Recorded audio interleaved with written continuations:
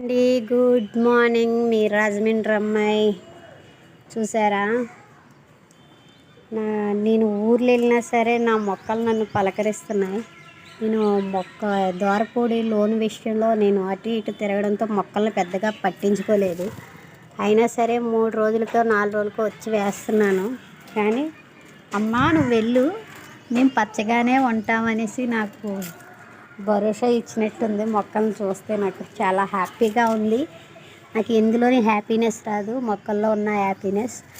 చంద్రకాంతాలు చూడండి, ఈ చెట్టు అంతా ఎండిపోయిందని మొన్న బాధపడ్డాను చెరుకు, కానీ సైడ్ నుంచి వస్తున్నాయి మళ్ళీ. నాకు చాలా హ్యాపీగా ఉంది.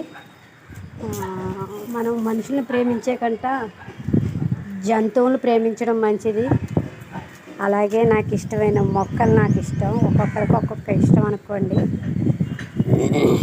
నేను ఎక్కువ మొక్కలను ఇష్టపడతాను, మొక్కల్ని ప్రేమిస్తాను. చూడండి, నేను పెద్దగా నీళ్ళు పోయకపోయినా ఎప్పుడో 3 రోజులకు ఒకసారి వస్తున్నాను. ఈ లోని పని మీద దూరపూడి వెళ్ళిపోతున్నాను, మీకు తెలిసిందే కదా. నాకు ఇష్టమైన మొక్కలు నాకు చాలా ఆనందం వేసింది. పువ్వులు అయ్యి చూసి చాలా హ్యాపీనెస్ వచ్చింది.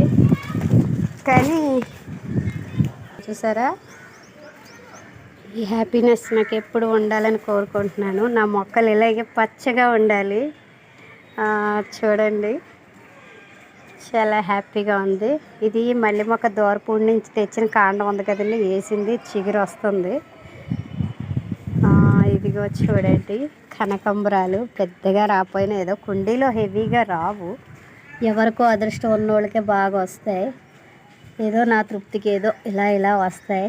కానీ ప్రకృతి ఇచ్చిన అందం అండి ఇదంతా.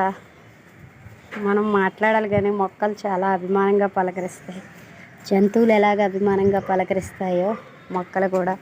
చూడండి, నాకు చాలా హ్యాపీగా ఉంది. Like, share, comment. మీ రాజమండ్రి అమ్మాయి.